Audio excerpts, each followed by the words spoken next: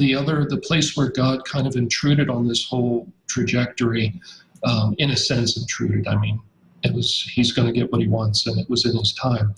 I was interested, as I was doing brainwave research, on whether there was anything to the new paranormal craze that was just starting in those days. So the ghost hunting shows and the people claiming to have these odd experiences and see things and hear voices and whatnot. And, claiming that this wasn't mental illness. So I had done some research on hypnosis and consciousness as part of my master's. And of course, the church teaches don't play around with hypnosis, and I don't think it's wise to. So I was curious whether any of that paranormal stuff was real. So I wanted to go out and interview those people for myself and see them for myself, because I had some training as a clinician in diagnostics, and I had some research experience with the brain.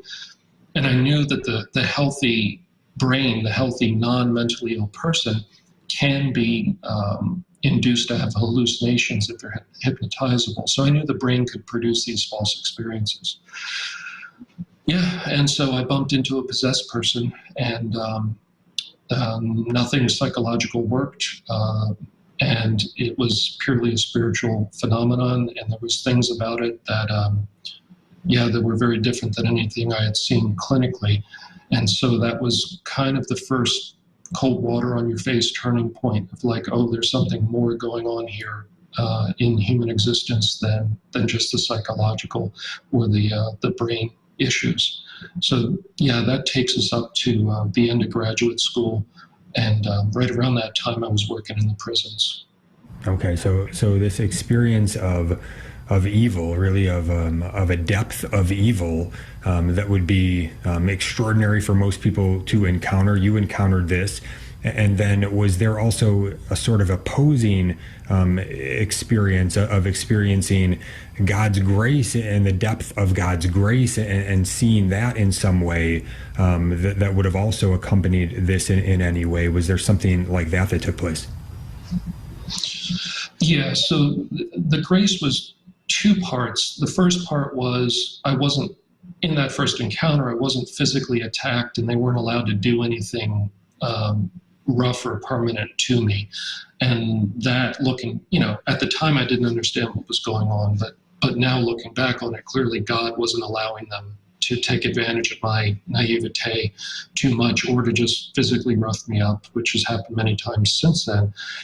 So he spared me a lot there. And then the main grace came through providence. And so I very quickly met a number of the in those days, few exorcists in the United States working in this area.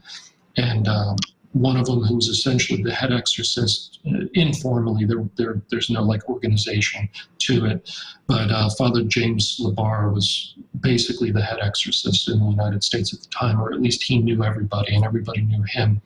And so he was consulting on the same case that I was, and the exorcist working that case has become one of my best friends.